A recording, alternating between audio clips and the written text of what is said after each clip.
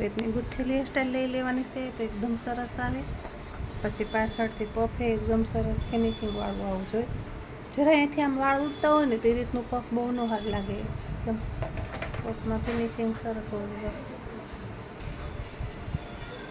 તો પછી આ રીતનું એમ્બોડો પેક કરી નાખવાનો અને બે સાઈડ આટલા હેર તો રહેવા જ દેવાના, કેમ કે એને ફિનિશિંગ માટે એકદમ સરસ લાગે. પછી તો જોઈ શકો છો આ ન્યૂ હેરસ્ટાઈલ લેવાય છે.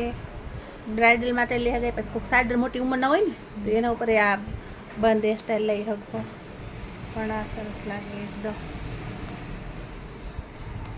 જ્યાં આ બાજુની ઓલી હોય આ બાજુ લઈ જવાની, આ બાજુથી આ બાજુ, પણ બધા એમ કરીને પેક કરી નાખવાના સરસ મજાના. આ રીતની સરસ હેરસ્ટાઈલ આવી જાય.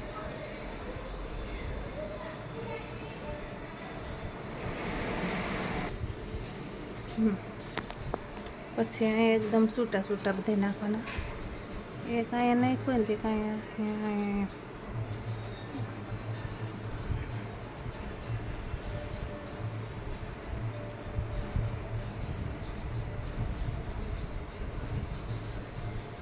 જોઈ શકો છો તો કેટલી સરસ હેરસ્ટાઈલ આવી ગઈ. સાડી ઉપર આ હેરસ્ટાઈલ એકદમ સરસ લાગે છે. જો એનું ફિનિશિંગ એકદમ સરસ આવે છે.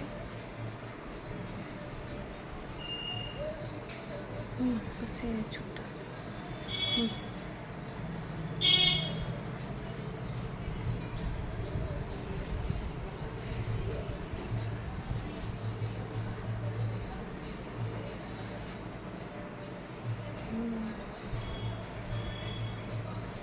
તો આ હેરસ્ટાઈલ બની થઈ ગઈ છે એકદમ સરસ રેડી. જોઈ શકો છો.